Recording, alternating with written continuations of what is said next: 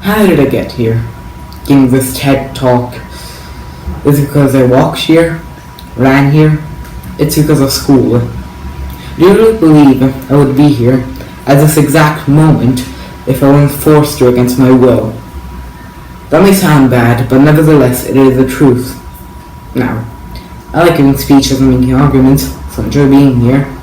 I don't necessarily enjoy the topics I give speeches/talks about, but it is what is required of me.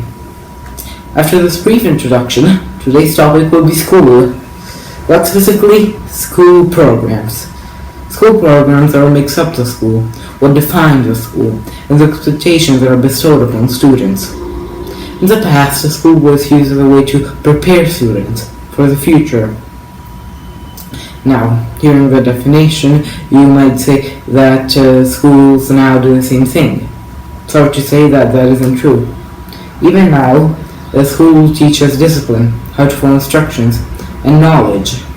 In the past, these skills were needed because wars required soldiers to be disciplined and required common folks to follow instructions for industrial work. Though, right now, non-war makes up most big wars, if there are any, and the industrial line of work is almost non-existent since there are machines that do the work for practically free. I believe that it is quite safe to say that schools from back then were better for their time than the ones today for today. Besides this, I have to give the credit where credit is due.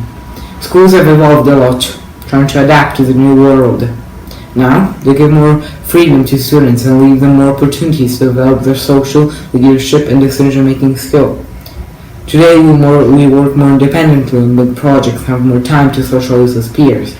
A good example of this is the PYP program, who does most of the things mentioned above.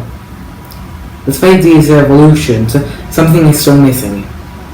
Much time is wasted in school because things have to be learned over and over again. For example, same historical periods are learned in middle and high school. In high school is more detail.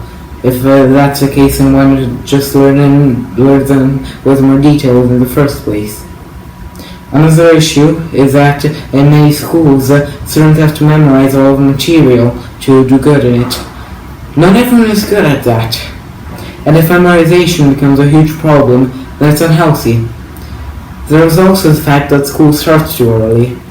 I'm not saying this because I want to sleep more. Well, yes, I kinda do. But sleep in teens actually affects their memory, and especially their ability to consolidate short-term memory. Therefore, school is actually detrimental to itself in this department. If we want to keep moving forward with school programs, creativity is what's really important. To be able to travel through time in one's mind is the way to travel in your life. But even if we do that, there is no telling how the future will be.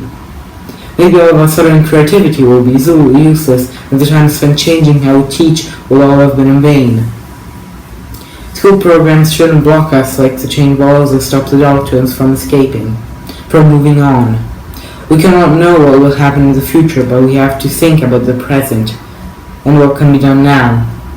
Because this is what this talk is about. Not the past, not the future, but the now. I strongly believe that students should have a saying in their educational program. They should have representation to bring in a different perspective from the one adults have.